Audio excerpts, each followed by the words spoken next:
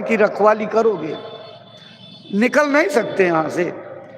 अपने स्वामी जी महाराज ने तो प्रयोग करके देखा। साधना के दिनों में गुरु महाराज को दादा गुरु का आदेश था कि देखो तुम मुफ्त की रोटी मत खाना, मेहनत करके खाना। तो स्वामी जी ने अर्ज किया, प्रार्थना की कि स्वामी जी हम तो कुछ करते नहीं, तो हमारी मेहनत कैसे होगी। कहें कभी ये मत सोचना कि लोग मेरे पास रोटी ला करके दे दें, तुम चले जाना और रोटी मांग करके लाना। जो तुम जा करके रोटी मांग करके लाओगे वो तुम्हारी मेहनत की रोटी मानी जाएगी। तो एक दिन निकलना और 7 दिन की रोटी अलग अलग घरों से एक एक रोटी मांग करके लाना और कमंडल में शाम को भिगोना, सवेरे बिल्कुल एकदम रांग हो जाएगी और उसी को पी करके उसी से साधना करना। गुरु महाराज ये काम कर रहे थे।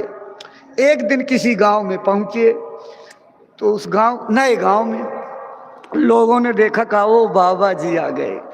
बड़ी आदर सम्मान से बैठाया, कहा बाबा आप तो भगवान के नजदीक हो, भगवान से मिलते जुलते हो, आप जो कर दोगे भगवान कर देगा।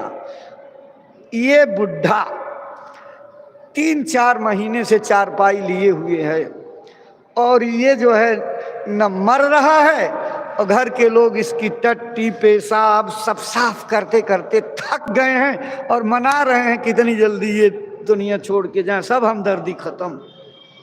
तो गुरु महाराज ने कहा क्या मैं मौत का सौदागर बन करके थोड़ी आया हूं। कहा नहीं महाराज, आप जो भी कहोगे हम। कहना हम तो भाई रोटी मांगने आए, 7 रोटी मुझे चाहिए।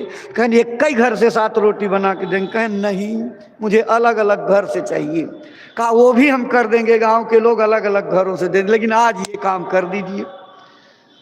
स्वामी जी ने कहा मैं मौत तो नहीं लेकर के चल रहा हूं, लेकिन चलो गुरु महाराज की दया से देखते हैं तुम्हारी। गए और बुढ़ा चारपाई पर बहुत तो एकदम लेटा हुआ।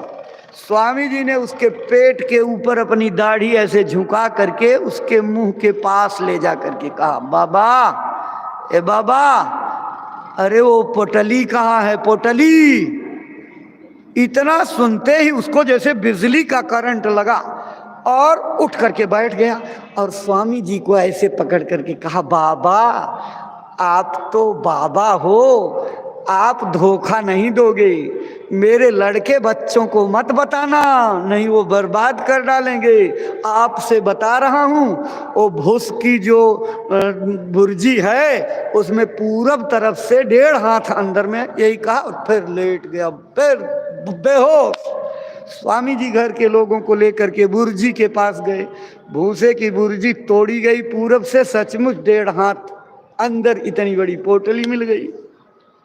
लेकर के आए, स्वामी जी ने सबके सामने खोला, देखा उसमें 2, 3, 4 जो है चांदी के सिक्के, एक आध चांदी का, एक आध सोनहुला वो कहना था, और उसी को दिखा करके बंद कर दिया और उसके पास ले गए। कहन बाबा, अरे बाबा यही है, यही पोटली है। तब तक तो जो है फिर उठा और पोटली को ऐसे कस के दोनों हाथों से जकड़ करके पकड़ा और अपने सीने पर ऐसे रख करके लेट गया और चला गया। शरीर खत्म। गुरु महाराज ने कहा देखो इसका प्राण इसी पोटली में अटका था, इसी धन में अटका था, इसीलिए निकल नहीं रहा था। अच्छा ऐसा करो, स्वामी जी को याद आया कि दादा गुरु यानी अपने स्वामी जी को याद किया कि वो कहते थे कि जहाँ आशा तहाँ बासा, जहाँ आशा रहती है वहीं बासा होता है। तो चलो अंदाज लगा कर देख लिया जाए। स्वामी जी ने कस के पोटली बांध करके घर के लोगों से कहा कि इसको किसी संदूक में ताला बंद करके रखना, और जब 13 और बीत जाएगी उसके बाद 20-25 दिन में मैं फिर लौटूंगा, और जब मांगूंगा तब पोटली निकालना, तो एक अजूबा दिखाऊंगा। लोगों ने वैसे कर दिया। 13वीं बीत गई, उसके 20-25 दिन बाद स्वामी जी उधर से निकले। जब निकले तो गांव में तो हल्ला हो गया।